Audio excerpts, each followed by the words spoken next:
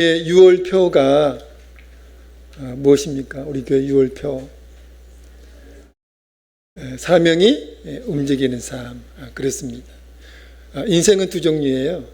본능이 움직이는 삶이 있고요, 사명이 움직이는 삶이 있습니다. 여러분 어느 쪽이세요? 본능이 움직이는 삶. 배가 고프면 밥을 먹고, 또 졸리면 잠을 자고, 또 눈을 뜨면 이제 돈을 벌기 위해서 직장에 출근하고, 아프면 어딜 갑니까? 병원에 가고. 이게 본능이 움직이는 삶이에요. 그러나 사명이 움직이는 삶은 본능이 움직이는 삶과 차원이 다른 삶입니다. 본능이 움직이는 대로 살지 않아요. 본능이 요구하는 대로 살지 않습니다.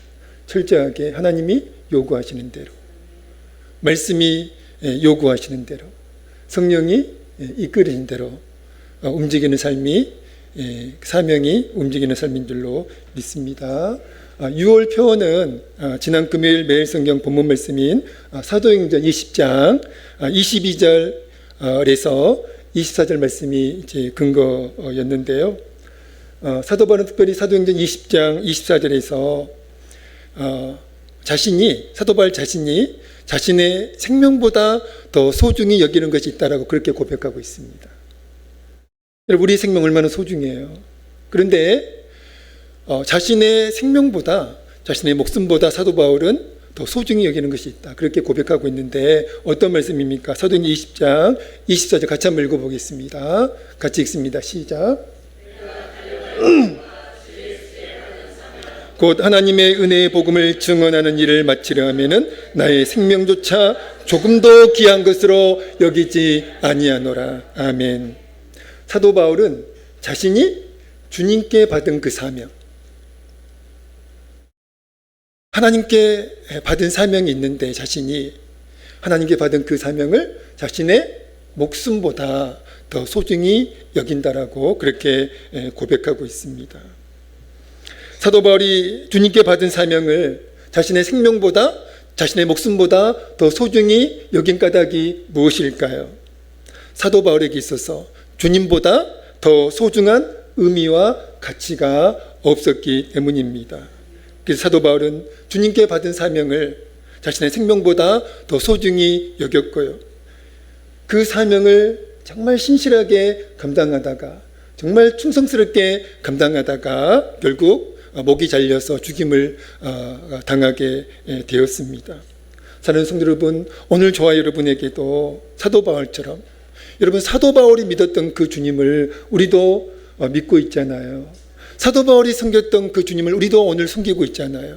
그러면 사도 바울은 특별한 사람이 아니었습니다. 이상한 사람이 아니었어요. 우리와 똑같은 사람이었습니다.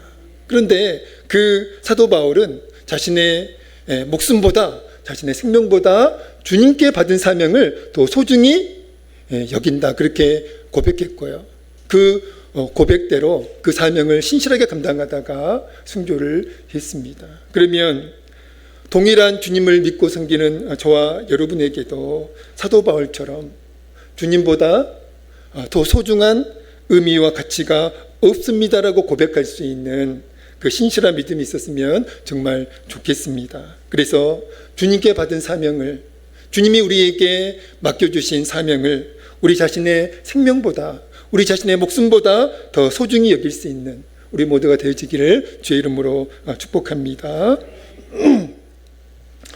저는 지금 우리 교회에 5월 추천도서였었던 하나님의 뜻이라는 책을 읽고 있는데요. 이 책이에요. 하나님의 뜻. 제럴드 시처 목사님이 쓰신 책인데 굉장히 두껍지요? 이 책 가지고 계신 분, 지금 읽으려고 가지고 가셨다가 그대로 그냥 집에 보관하고 계신 분, 두 분 있을 텐데요.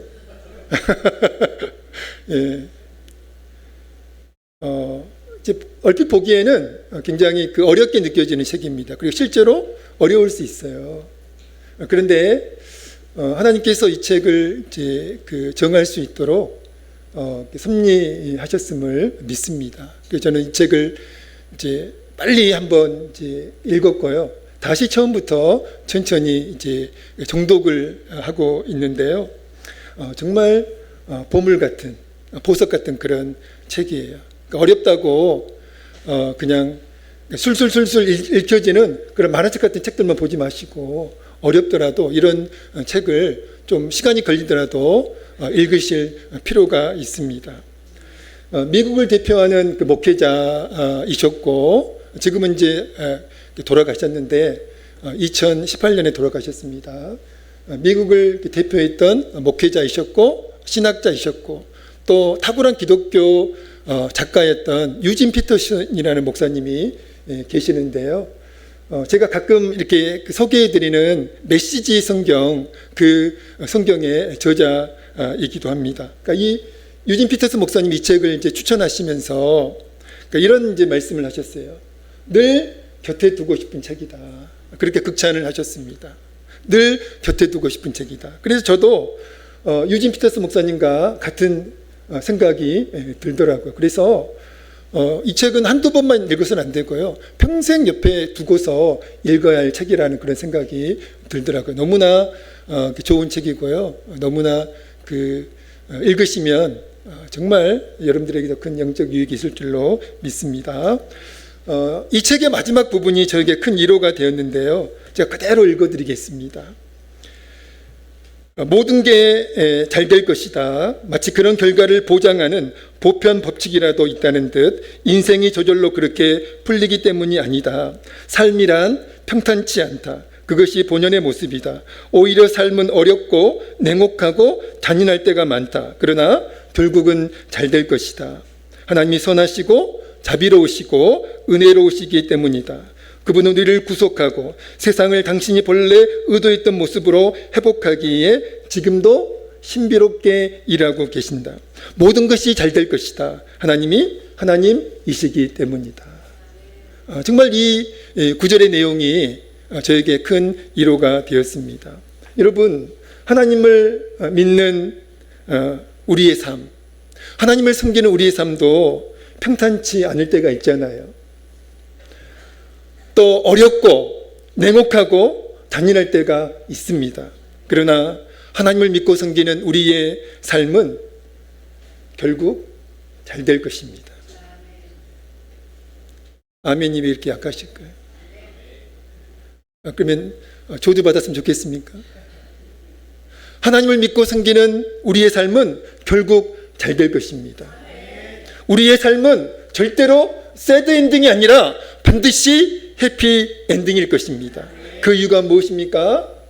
제럴드 시처 목사님께서 말씀하신 대로 하나님이 선하시고 우리가 믿는 하나님이, 우리가 섬기는 하나님이 선하시고 자비로우시고 은혜로우시기 때문입니다. 한마디로 하나님은 오늘 말씀 제목처럼 하나님은 신실하시기 때문입니다.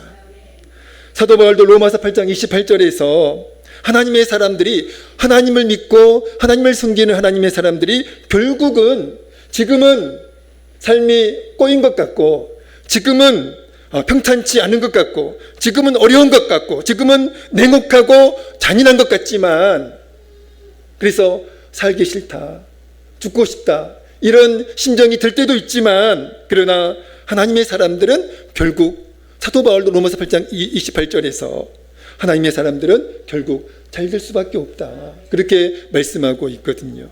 우리 같이 한번 읽어볼까요? 로마서 8장 28절입니다. 시작. 우리가 알거니와 하나님을 사랑하는 자, 곧 그의 뜻대로 부르심을 입은 자들에게는 모든 것이 합력하여 선을 이루느니라. 아멘. 오늘 우리의 삶이 고난 가운데 있고 어려운 가운데 있다 할지라도, 그러나 하나님께서는, 신실하신 하나님께서는, 선하시고 자비로우시고 은혜로우신 우리 하나님께서는 반드시 그러한 모든 것들을 사용하셔서 우리의 삶을 반드시 잘 되도록 섭리해 주신다는 거예요.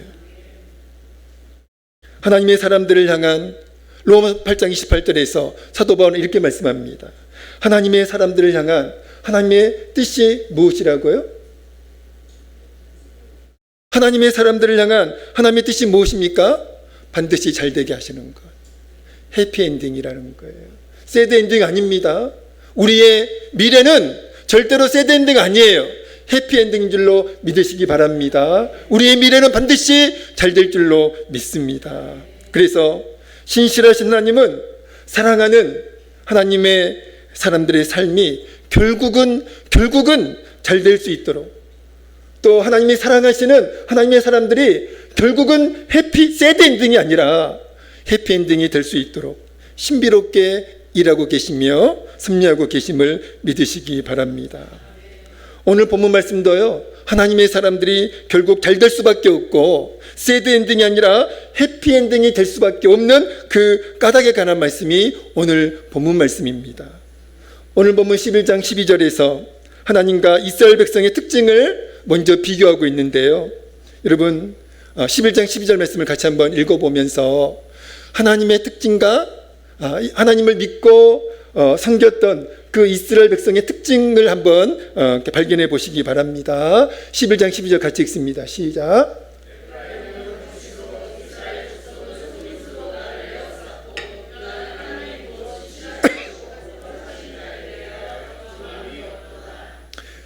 발견하셨어요? 하나님의 특징? 네, 하나님의 특징이 뭐예요? 신실하심입니다. 하나님의 특징은 신실하심이세요. 반대로 이스라엘 백성의 특징은 무엇입니까? 네, 정함이 없다. 이스라엘 백성의 특징 정함이 없다. 무슨 뜻이에요? 신실하지 못하다. 그런 뜻입니다. 그러니까 하나님은 신실하시고 이스라엘 백성은 신실하지 못하다는 거예요. 이스라엘 백성의 신실하지 못한 모습은 어떠했을까요? 12장 1절을 읽겠습니다. 이스라엘 백성의 신실하지 못한 모습에 관한 말씀이 12장 1절인데 고발하는 내용이에요. 이스라엘 백성의 그 신실하지 못한 모습을 고발하는 말씀이 12장 1절입니다. 읽겠습니다. 시작. 에브라임은 바람을 먹으며 동풍을 따라가서 종일토록 거짓과 포악을 더하여 아수르와 계약을 맺고 기름을 애굽에 보내도다. 여러분 에브라임과 에브라임은 이스라엘 백성을 이제 의미하는 거예요. 에브라임, 즉 이스라엘 백성이 누구와 계약을 맺고 누구에게 기름을 보냈다고요? 아수르와 계약을 맺었고 기름을 애굽에 보냈다라고 그렇게 말씀하고 있는데요. 무슨 뜻이냐면 이스라엘 백성이 하나님을 믿고 섬겼던 그 이스라엘 백성이 당시 강대국은 아수르였거든요. 애굽이었거든요. 힘이 있었잖아요. 능력이 있었잖아요. 그러니까 이스라엘 백성이 당시 힘이 있었고 능력이 있었던 그 아수르와 애굽을 의지하였다는 뜻입니다.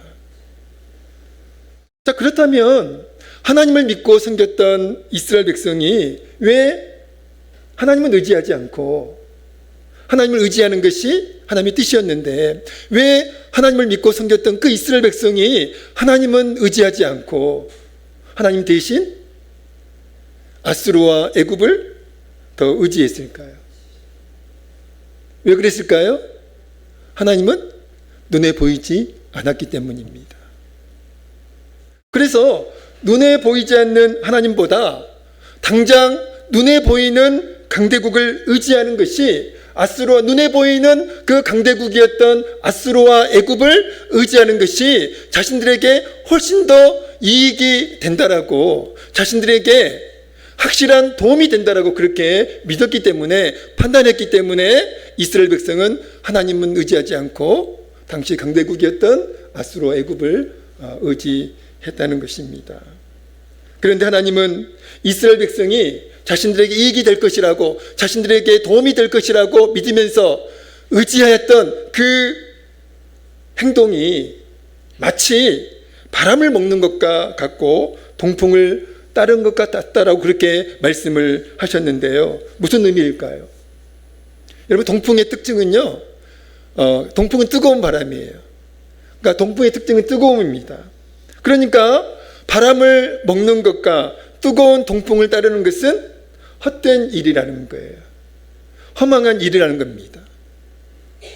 아수르와 애굽을 의지하는 것이 이익이 될 것이라고 도움이 될 것이라고 이스라엘 백성들은 믿었는데 그 믿음이 결국에는 헛된 일이 될 것이라고 마치 바람을 먹는 것처럼 뜨거운 동풍을 따르는 것처럼 헛된 일이 될 것이라고 그렇게 하나님께서는 말씀하고 있다는 거예요. 사랑하는 성도 여러분, 오늘 성도들도, 하나님을 믿고 섬기는 성도들도 때로는 돈과 명예와 권력 그리고 사람을 하나님보다 더 의지할 때가 있습니다.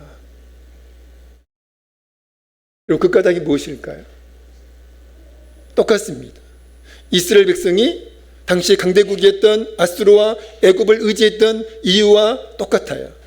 오늘 하나님을 믿고 섬기는 사람들이, 성도들이 때로는 하나님은 의지하지 않고 돈을 더 의지하고 명예를 더 의지하고 권력을 더 의지하고 사람을 더 의지하는 것, 그 이유가 무엇이라고요? 눈에 보이지 않는 하나님보다 눈에 보이는 그런 것들이 이익이 될 것이라고, 도움이 될 것이라고 그렇게 믿기 때문에 그렇습니다. 그런 하나님은 우리가 하나님보다 더 의지하는 그것들이 마치 바람을 먹는 것처럼, 동풍을 따르는 것처럼 반드시 헛된 일이 될 것이라고 그렇게 말씀하고 계세요. 이스라엘 백성들이 자신들에게 힘이 될 것이라고, 확실한 도움이 될 것이라고 기대하면서 의지했던 그 강대국들, 아수르와 애굽, 여러분 이스라엘 백성에게 정말로 도움이 되었을까요? 그들의 믿음대로 아수르와 애굽이 이스라엘 백성에게 힘이 되었을까요? 아니에요. 오히려 아수르와 애굽은 이스라엘 백성을 배신했고요. 그리고 이스라엘 백성의 적이 되었잖아요. 북이스라엘은 아수르의 멸망을 했습니다. 남유다는 바벨론의 멸망을 했어요. 마찬가지입니다. 바벨론을 의지하다가 결국에는 그 바벨론에게 배신을 당했고요. 그 바벨론의 적이 되었고요. 그리고 바벨론에게 멸망을 당했다는 것이죠. 오늘 우리가 하나님보다 더 의지하는 것들이 있다면 그런 것들은 헛된 일들임을 기억해야 할 줄로 믿습니다. 그리고 오직 하나님만 절대적으로 의지하는, 여러분 오직 하나님만 의지하셔야 돼요. 다른 것 의지하시면 안 됩니다. 돈이 하나님의 눈에 보이지 않는다고 하나님을 의지하지 않고 형식적으로 하나님을 섬기고, 그리고 실제적으로는 돈을 더 의지하고 명예를 더 의지하고 권력을 더 의지하고 사람을 더 의지하게 되면 결국에는 그러한 것들이, 의지했던 그러한 것들이 배신을 하게 되고요. 그리고 결국에는 그러한 것들에게 해를 입게 된다는 것입니다. 오직 하나님만 절대적으로 의지하는 여러분 되시기를 주의 이름으로 축복합니다. 이스라엘 백성은 하나님께 신실하지 못했어요. 정말 신실하지 못했습니다. 끊임없이 이스라엘 백성은 하나님을 거역했고 하나님을 배신했습니다. 그럼에도 불구하고 그렇게 신실하지 못하였던 이스라엘 백성을 하나님은 그럼에도 불구하고 그 이스라엘 백성을 신실한 사랑으로 변함없이 사랑을 하셨다는 거예요. 하나님 오늘 본문 12장 3절 4절에서 어떤 인물에 대해서 말씀하고 있는데요. 어떤 인물을 말씀하고 있습니까? 오늘 3절 4절 같이 읽어보겠습니다. 2절부터 4절까지 읽겠습니다. 12장 2절부터 4절까지 읽습니다. 시작. 여호와께서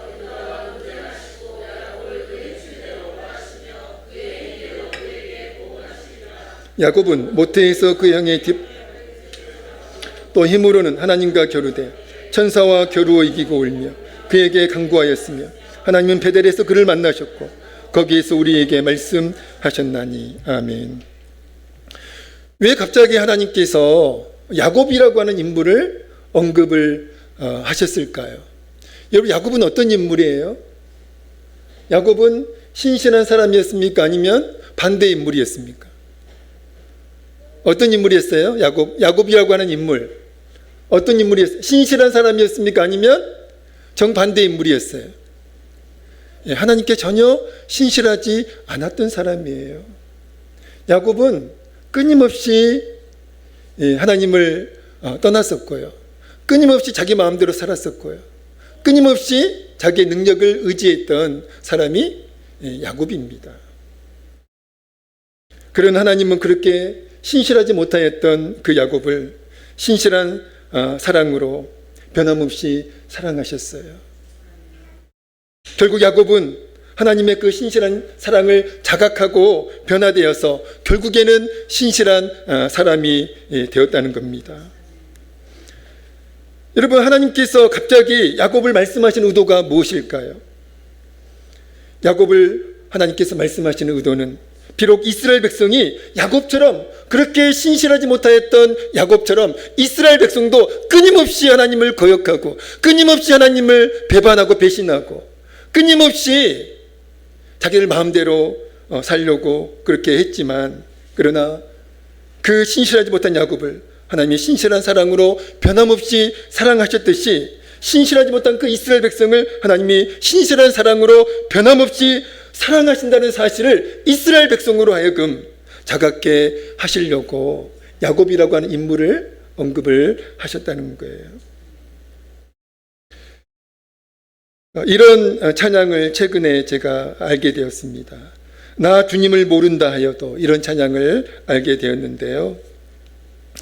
가사는 이렇습니다.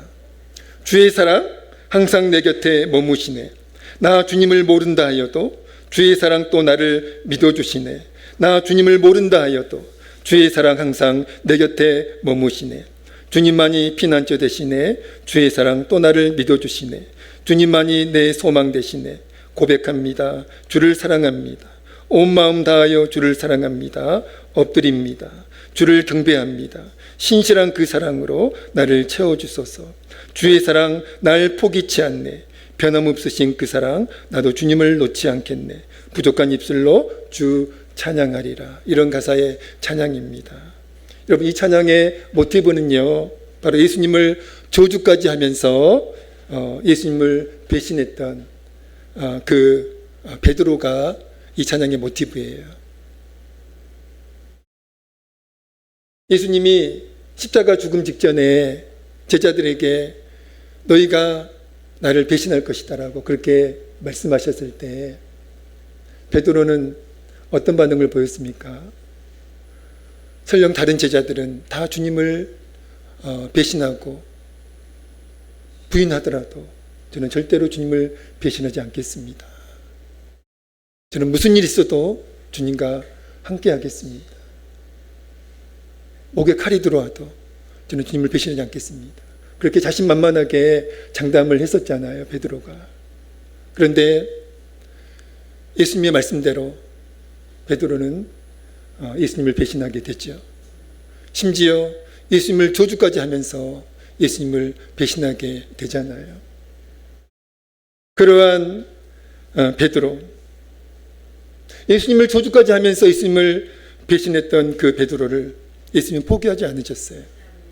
찬양 가사처럼 다시 베드로를 믿어주셨고 다시 베드로를 사용해 주셨다는 거죠. 사랑하는 성도 여러분, 우리의 삶도 끊임없이 주님을 거역하고 배신하는 신실하지 못한 삶이지만 그럼에도 불구하고 주님은 신실한 사랑으로 변함없이 우리를 끝까지 믿어주시고 사랑해 주시는 줄로 믿고 확신하시기 바랍니다. 오늘 본문 5절과 6절에서 강조하는 것이 있어요. 5절 6절 같이 읽겠습니다. 오늘 본문 5절과 6절 같이 읽습니다. 시작. 여호와는 만군의 하나님이시라. 여호와는 그를 기억하게 하는 이름이니라. 그런즉 너의 하나님께로 돌아와서 인애와 정의를 지키며 항상 너의 하나님을 바랄지니라. 아멘. 여러분, 오늘 본문 5절과 6절에서 강조하는 것이 무엇입니까? 비록 우리의 모습이 신실하지 못하여도, 비록 우리가 신실한 믿음의 길을 걷지 못하고 배신의 길을 걷고 있고 그리고 배반의 길을 걷고 있다 할지라도 우리를 변함없이 사랑하시는 그 주님의 신실한 사랑을 기억하라는 거예요. 그리고 그 신실한 주님의 사랑을 기억하고 주님께로 다시 돌아오라는 거예요. 그 신실한 하나님의 사랑, 그럼에도 불구하고 우리를 변함없이 사랑하시는 그 하나님의 신실한 사랑을 믿고 확신하라는 것이 오늘 보면 5절과 6절 말씀의 강조점입니다. 오늘 말씀을 마치면서 오늘 본문 말씀의 핵심 그 메시지 두 가지가 있습니다. 첫 번째는 이겁니다. 같이 읽겠습니다. 오늘 본문 말씀의 핵심 메시지 첫 번째입니다. 같이 읽겠습니다. 시작. 비록 우리의 모습이 신실하지 못하여도 신실하신 하나님은 우리를 신실한 사랑으로 변함없이 사랑하십니다. 아멘. 신실하지 못했던 야곱을 하나님께서는 신실한 사랑으로 변함없이 사랑하셨고요. 신실하지 못하였던 이스라엘 백성을 하나님께서는 신실한 사랑으로 변함없이 사랑하셨고요. 예수님을 저주까지 하면서 배신했던 그 신실하지 못한 베드로를 주님은 변함없이 신실한 사랑으로 사랑하셨어요. 마찬가지입니다. 오늘 우리의 모습이 신실하면 얼마나 신실하겠어요. 주님 보실 때 거기서 거기에요. 그럼에도 불구하고 주님은 우리를 신실한 사랑으로, 한결같은 사랑으로, 변함없는 사랑으로 우리를 사랑하신다는 사실을 여러분 꼭 기억하시기를 바랍니다.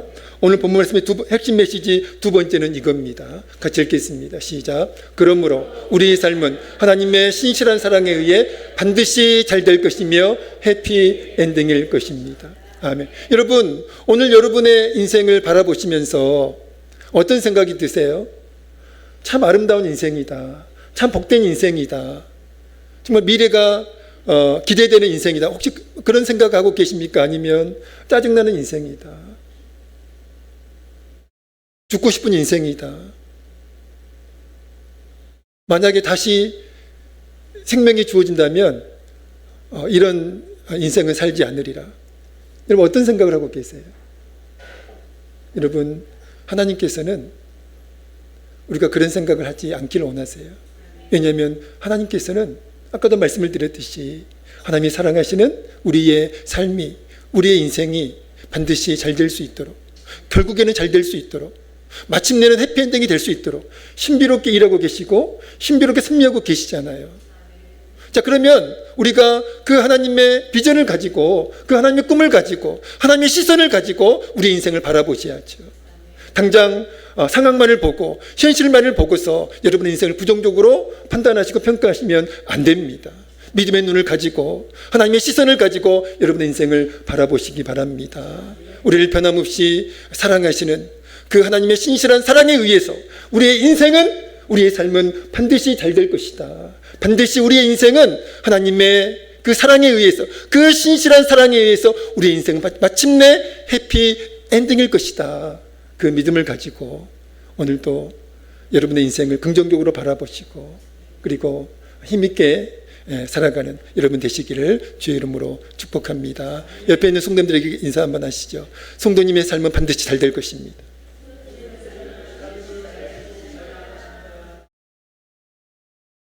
세상에 그렇게 확신 없는 목소리로 다시 한번 하겠습니다. 성도님의 삶은 반드시 잘 될 것입니다. 한 번 더 인사하시죠. 성도님의 삶은 반드시 해피엔딩입니다.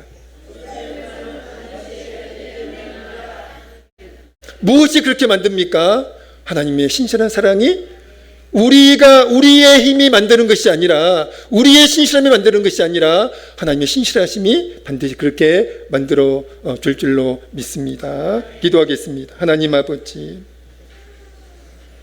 너무나 신실하지 못한 우리지만 변함없이 우리를 신실한 사랑으로 사랑해 주셔서 감사합니다.